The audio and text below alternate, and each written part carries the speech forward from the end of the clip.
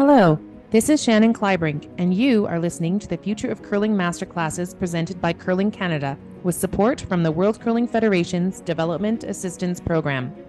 In this episode, we learn how to raise funds from various sources to reinvest in the future of curling, and we discover why people and organizations give. This masterclass is presented by Kerrie de Gooijer. By day, Kerrie is an agronomy operations manager, but by night, this rockstar volunteer has led a rural Canadian curling club to new heights, including a successful fundraising campaign eclipsing $800,000 in grants, sponsorships, donations, and community support. I'm Kerrie de Gooijer. I'm a volunteer with the Melfort Curling Club based out of Melfort, Saskatchewan. I'm the chair of the Revitalization Project. It's a multi-year, multi-phase fundraising campaign to do some capital upgrades to our infrastructure. People donate money to causes, so it's not what your curling club is doing, it's why you're doing what you're doing. And it's not about just throwing rocks down a pebbled ice, it's why you enjoy this sport. And when you can really start to nail down the whys behind all of this, that's what will take your fundraising to the next level and help you secure the future of curling in your community. Businesses, organizations, and people want, if they're donating money, they want to empower. They want to be partners in an uplifting story. They want to have an impact in their community and enrich their citizens' experiences. I think it's pretty safe to say that nobody gets excited about donating to a curling club just so that we can subsidize our utility and insurance costs. You need to take it a step further. One key thing in all of this, I think there's a lot of key things, but one is that you need to show that you're using the money to continue to be a self-sufficient organization, a self-sufficient business. How are you using that money to achieve your mission and where you want to be? How are you creating positive experiences? And through it all being positive and having lots of fun. I think that's really important too. When it comes to grant writing and capital fundraising, there's a lot of information on Google, how to lay out your campaign, how to figure out the whys behind everything, and how to do all these things. But in my experience, if you've never done something like this before, all that information is really good, but it makes it seem really easy, and it's not. It takes a lot of practice to kind of figure this out. I'm an examples person. If I see an example, I can run with it, and so throughout the next few minutes here, I'm going to share some pretty specific curling examples. You know, some of the whys of why our community really enjoys curling and is willing to invest in it. So I thought I'd start with just a little bit of backstory on Melfort and maybe a little bit about, you know, where we're coming from. We've had a relatively active club. Our membership numbers have always been pretty stable, and we have a lot of good community support. We are located in downtown Melfort, but we are independent from the municipality. So our nonprofit owns the land, the building. We're responsible for all operating costs and infrastructure costs. Now, what happened was, and this is all looking back, but we didn't know what we didn't know. We're very heavily volunteer-based, and things were going well until they weren't. And we came across a situation where we really needed to make some infrastructure upgrades and fast. Otherwise, we were going to be shut down. We needed to raise $420,000 to replace our ice plant and a portion of our flat roof, but we had no money to do this. And so this is what began the journey, the start of our journey, the Revitalization Project, this multi-phase, $1.1 million project. And we phased it. So phase one was definitely the reactive panic phase for us, because like I said, we didn't know what we didn't know. All of a sudden, this happened to us. We had to think fast and figure out how to accomplish our goals so that we could continue on. We've learned so much. We started this a year and a half ago. We've learned so much, and now we're kind of at the point where now we're starting to be proactive. We've solved our phase one reactive phase. We're going to be around for a while, and now we want to continue to be around for a longer time. So I'm going to share some stories about this. If you're in a situation where you need to raise money to accomplish your goals, whatever they are, you got to think of what are your avenues for receiving money. So a number of things. There's the fundraisers, like your raffles, your pancake breakfasts, and those, they serve a purpose, but the other thing you have to consider is what's your scope? How much money do you need? If you're looking for $500,000, pancake breakfasts aren't going to cut it. You're going to be there for a long time, and you need to be as efficient as possible. The other avenue would be from sponsorships and donations. And within that, you could have individuals and families donating. You could have your local businesses and your corporate businesses that maybe operate in your community. And all of them kind of have similar things that maybe make them tick, but they're all a little bit different. So you have to be cognizant of that. And then finally is grants. And I'm talking from various levels of government. And grants is what you're going to need to focus on or consider if you're looking for a significant amount of money. So Google has a lot of information on how to lay out your campaign. And the most important one probably is you need to get the funders and the public to care. And so how do you do that? This is the $1 million question. I think if you've always been in curling, we maybe take this, we just assume everybody knows what curling is, but you need to assume that nobody knows what curling is. You need to assume nobody knows anything about your curling club, and you have to assume that nobody knows anything about your community. And so how do you concisely get the public and the funders to care? The other interesting thing about capital campaigns, and this is something that I guess I didn't really realize until I Googled, there's a quiet phase and then there's a public phase. And in the quiet phase, this is what we did in our campaign. The quiet phase, you're actually fundraising up to 60-70% of your project costs before you even make the public appeal. And so this is a great opportunity to refine your campaign. You're going to learn a lot as you go. You're identifying who your top prospects are, who you think your top supporters will be, and you're talking to them a lot. And you're trying to come up with some sort of agreement or, some sort of agreement that will work for everybody. So infrastructure grant opportunities. Again, this is from various levels of government. I know there's a lot of curling centers across Canada that you're owned by your municipality, so your municipality will handle a lot of your infrastructure needs. But even if that's the case for you, this is still really important to be aware of how these things work, because you may need to lobby your local government to apply for grants on your behalf. There's significant opportunity with some of these grants, opportunity to cover up to 80% of your project cost. And if you think of your efficiency of your campaign, how huge that could be, this is really worth exploring. But you have to be proactive with these things. So you have to be proactive with these things. Asset management, if you're broke down, you're kind of too late for these opportunities. Or if you're considering like building new or something bigger, then you really need to be proactive and be ready. Why proactive? Because grants take a lot of time.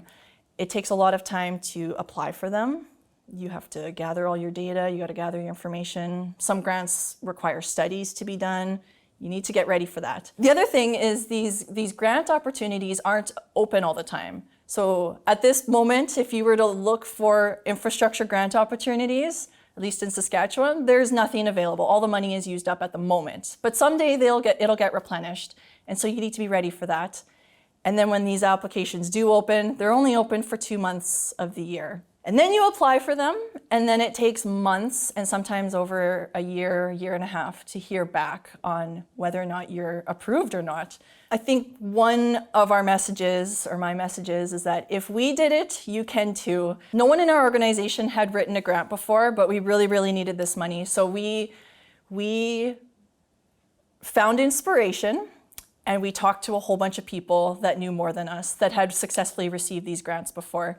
And at least in Saskatchewan, we could see lots of examples of small villages and towns, a lot smaller than us, where the community rallies behind their community center, whether that's a hockey rink, maybe a curling rink, or a community hall. Lots of examples of fundraisers that raise significant amount of money from a population a lot smaller than us. So we would see examples like that, especially early on, and that really gave us hope. For us earlier on, there was a lot of feelings of frustration and being overwhelmed. Like, how are we gonna do this? This is impossible. But we saw lots of examples across, at least in our case, across Saskatchewan, communities much smaller than us, where the community rallies behind their community center, whether that's a hockey rink or a curling club or a community hall. And that really gave us hope. So look for those kinds of examples. If they can do it, you can do it too. If we did it, you can do it too. And we talked to lots of people. So we did receive a significant infrastructure grant, and for that particular grant, before we applied for it, we found past recipients of it. And I saw a lot of small villages and towns that had successfully received it, and I called all of them. And they gave me great tips and tricks. And I'm so thankful for all the help that we received through that process, because that really made a difference. So we raised $800,000 in 16 months, and $470,000 of that was from various government grants. So that's why I'm kind of focusing on that, but that's just one part of it. When looking for grant opportunities, at least in Saskatchewan, there's the Parks and Recreation, Saskatchewan Parks and Recreation. They have a really great website that outlines a lot of grant opportunities. They include upcoming grant opportunity deadlines. When you're looking for grant opportunities, a really great place to start is your regional or provincial Parks and Recreation department. Maybe your local community even has a department like this as well. There's a lot of great resources. There's a lot of great guides of grant opportunities that are out there, grant opportunities to be aware of. Start looking into all of them. There's also federal grant opportunities as well. I'm a big advocate of practicing applying for grants, even if you don't think you need them yet. Because when you need them, you're in panic mode, and grants are really hard. But the more you practice them, the easier they get. And there's a lot of things to be aware of, and once you kind of understand them, it really makes things a lot easier for yourself.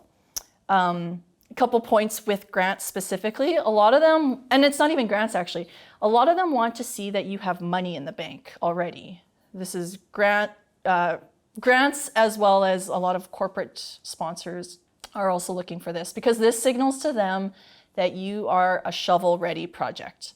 That if they give you this money, this will be the tipping point so that you can start your project, and you're going to finish it right away, and you're not going to go broke doing it, and you're going to continue on. So if you don't have money in the bank right now, figure out how you're going to get it. The other thing with grants, there's two types. There's ones where you can't incur costs until you got project approval. And I mentioned before how these things take a lot of time. So when you're considering your project timelines and just being aware of how long these things take, and that you can't start your project until you have you've signed the contract. In hindsight, probably the most important thing that we did early on in our grant writing experience was we found someone that had experience applying for and successfully receiving grants to review our grant applications. And this was a game changer for us, because early on, we thought we had a pretty good grant application, thought we were pretty good writers, we thought we had a compelling story, and we found this lady that reviewed it, and she tore it apart. And really thankful she did that, because we would have been applying for these grants, not receiving them, and wondering why we're not receiving them.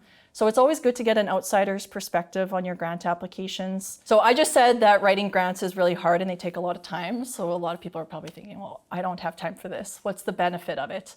But there's a lot of other benefits to this. And the more you write grants, the more you start to see trends in what they're asking you and why they're asking you it. And it helps you, at least in our case, truly appreciate and love our curling rink even more. Because now we understand what they're asking us, and now we understand what are our own goals and what is our vision and what could the future look like. It's basically a standard question on every single grant application. So that's one benefit of writing grants. If you're not really sure where to start and you don't have a strategic plan, what better way to get started than starting to write grants? The other thing, you want to make the funder excited to partner with you. And if you're an organization that's maybe not that exciting yet, the more you write these grants, the more you can start to see what you should focus on. And the other benefit of writing grants is practicing being concise in your messaging. And I don't know, maybe this is just me, I'm a rambler. So this whole practice of writing grants has really helped us be concise in our messaging. And this is really important because a lot of people are busy. There's a lot of good causes out there. How can you be as concise and impactful as possible? And I think this takes practice as well. So on to curling as a sport. Curling is awesome. So make sure you're showing it off all the time. You're showing it off in your writing, you're showing it off on your social media and marketing materials. I think, again, for those of us that have been in curling all our lives, I think we really take this for granted. I know I took it for granted. I never really thought about why I enjoy the sport so much. The curling rink is a recreation and social hub in the community. If you think about it, it's really not even about the curling, right? It's a place to gather, it's a place to meet friends, it's a place to meet new friends.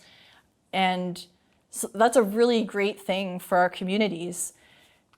Curling as a sport's very accessible. It's a sport you can take up later in life. It's a sport that you can participate when you have mobility limitations.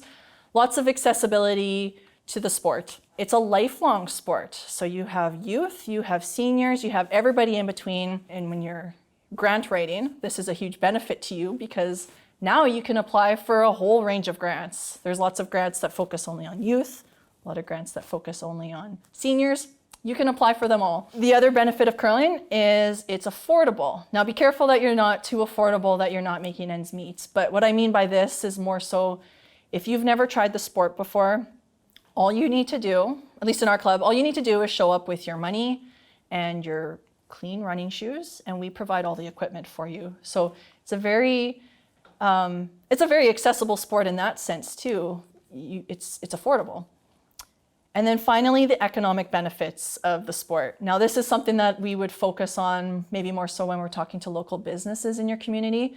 Why do local businesses care if your curling rink is operating? What do they care? Well, the rink brings a lot of people to your community, especially if you're hosting bonspiels or championship events. People come to your community, they stay in your hotels, they buy gas, they buy groceries, they shop. So it's an economic driver. The other thing, recreation facilities makes your community an attractive place to live.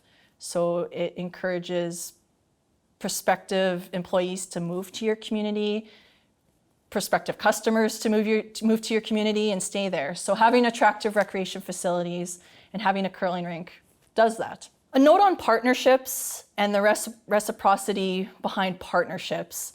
Now, thankfully, Melfort had a really good solid base with this. Back in the beginning when we were taking stock of who uses the rink, why are we important, we have a lot of great community partnerships, and that really helped all of our grant applications and sponsorship proposals and just general community support. So in our case, all of the schools come and curl as part of their physical education curriculums. The Melfort Special Olympics, this is individuals with intellectual disabilities. We've had this amazing partnership with them since the 80s. Really great stories behind that. In our case, the Northeast Newcomer Services is a brand new partnership for us. I'm going to talk about that a little bit later.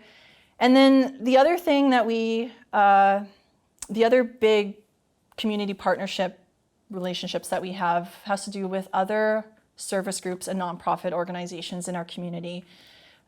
A lot of them, when they're doing their own fundraisers, and they're looking for a venue, we will often donate the rental fees in kind to them to help support them. And in the short term, I guess you're missing out on some rental income, but if you're thinking bigger picture, there's a lot of benefits to this. You're giving back to the community. We're so dependent on the community to support us. We need to be giving back as well.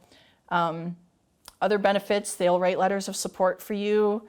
When you're looking for volunteers for your events, they will often step up for you. So it's a really good thing to keep in mind is your community partnerships and relationships. Early on in your campaign, you're going to need to take stock.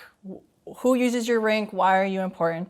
You need to gather data. It's not enough just to say you think the curling rink's important. Gather some numbers. Do a community survey. That's what we did early on. We did a community survey. We had a lot of responses, and one of the results of the survey was 99% of people think the curling rink's an important recreation and social hub in our region. And 25% of the respondents don't even curl. So that really gave us credibility. Another example of a question that we asked had to do with capital upgrades that our community thought was important to them. And I think it was 35% of the respondents said that improved accessibility was really important to them. So that when we were applying for the Enabling Accessibility Fund through the Government of Canada, I believe that that gave us a lot of credibility in our application to say, here's the numbers, not just us thinks this is important, everybody thinks this is important. We compiled letters of support from everybody, so that also strengthened our position. If you're doing capital projects, you need quotes from multiple contractors. And I said it again, I said it before, I'll say it again, talk to lots of people. If your community has a recreation director, or if you know of other communities surrounding you that have fantastic recreation directors, these people are amazing and they will help you. So a little bit about actually writing the applications or your sponsorship proposals. Watching negative language. So what I mean by that is avoiding the words no, don't, can't, hasn't, won't. Making things positive. So I will give you some concrete examples. In our case at the Milford Curling Club, it might be tempting to say something like this, and I'll follow up with what we actually said. Might be tempted to say our rink is old, the roof is leaking and has no insulation. But if you've never been to our curling club and you read a statement like that, what are you thinking? You're probably thinking, well, is this place condemned? Like what do you mean by the rink is old?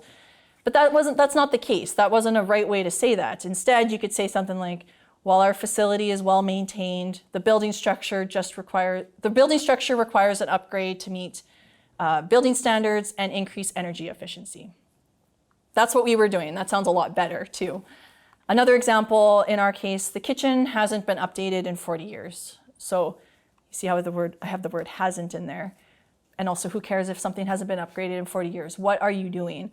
So instead of saying that, you could say the kitchen upgrades will improve efficiency and safety. And on that same note, funders don't want to invest in something that's dying. So again, being positive and showing proof you're going to be around for a while. If things are maybe not going great for you at the moment, as long as you're showing how the money, the capital investment you're requesting is going to turn things around for you, I think that's very good.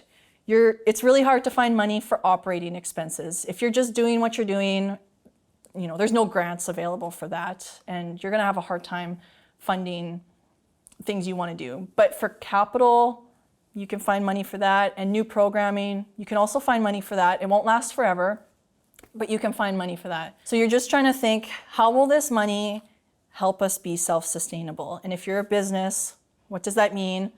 It means your revenues are more than your expenses. So if you want to continue to be self-sustainable, you need to figure out how to increase your revenues or decrease your expenses. And in our case, we could say something like, a capital investment of $400,000 will improve the R rating of our roof from R5 to R30 and lower our heating bills by 10%. You see what I mean by how it's going to help us lower our expenses and continue operating. Another example that we're working on right now, capital investment of $200,000 will make our rink fully accessible, will make it a more attractive venue for community events, and will increase our revenue by 15%. Quite recently, we received our first significant programming grant. We had quite a bit of success with capital infrastructure grants. We did receive our first significant programming grant, which was really exciting for us. And I'll kind of share a little bit about how we got it and how our approach was to applying for it.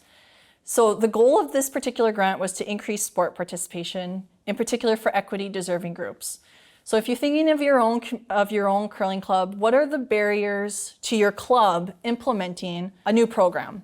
It's often finding a leader that's able and qualified to plan the events, create the partnerships, promote the event. That'd be one barrier. The other barrier is finding enough volunteers, maybe qualified volunteers, to actually run the program. So we received this grant, and basically what we're doing with it is we're trying to increase our capacity as an organization to grow sport participation. It's something that we're invested in, and it's something that this grant wants to facilitate. So we're increasing our capacity. We want to hire someone to be the leader in this capacity. We're going to coordinate some more newcomer family curling events. We're going to bring rocks and rings to rural schools surrounding us that don't have a curling rink anymore. And we're going to try to recruit more volunteers to help with deliver these programs by trying to reimburse their coaching certification fees. At our club, we're on a mission to write as many grants as we can. Like I said, they're a lot of work, but even when we're rejected a lot of times. Every time we're rejected though, it's still been a beneficial experience applying for them. We've learned something new every time. Previous to 2022, we applied for no grants, so we received no grants. And now the past year and a half, we have, like I said, we've raised $800,000, $470,000 of that is from government grants. And they're all kind of different, but they all have that same theme: efficiency to improve your self-sustainability, or increasing your capacity to grow programming in your community. The other way that we receive money to fund our project was through local industry and business sponsorship. So our local business community donated $320,000 to our cause. And we did this through a variety of ways. We offered naming rights. We have a new name of our building, the Borgo Curling Center. We had naming rights of our lounge, of our change rooms. We offered additional ice decal, advertising agreements as if they donated a certain amount of money to our capital project. They're going to be included on a permanent plaque. And then we organized a big community event, our 50th anniversary celebration, to kind of entice more sponsorship. And all of our big sponsors got to speak to these people. And it was a really great event. We did get some donations from individuals and families as well. But I'm going to talk about this 50th anniversary celebration again. During our quiet phase, when we're talking to prospects, we were calling everybody. Everybody verbally was saying, oh yeah, we love the curling rink, love what you guys are doing. And then it would be crickets after. So one reason we organized this event was to entice the sponsorship. We gave a deadline and we gave additional recognition. We had to set ourselves apart. And other benefits of this event, it got people in the community talking. People had curling on their mind. We held this in September, and people joined leagues because we had this fun event and really pumped up the community. So just wrapping up, fundraising brings the community together. There's lots of benefits to embarking on a campaign like this. You don't need to go quite to the extent we did, but if you can come up with something in your club that you want to upgrade, go through the motions of how you're going to fundraise for it, practice writing grants, engage your community, lots of benefits. I'm aware it's a lot of work, but you have to start somewhere. And in our case, it was a panic reactive phase and we had to do it really fast. But if you can start somewhere and slowly build up to something great, I think that's just very beneficial. Be willing to try new things. Not every idea is a good idea, but it's worth trying sometimes, thinking it through, and gathering ideas. In our case, we follow a lot of curling clubs all across on social media, all across Canada and the States, and we get to see lots of great ideas that other people are implementing. And you start to think, well, why can't we do that at ours? So thanks for checking this out.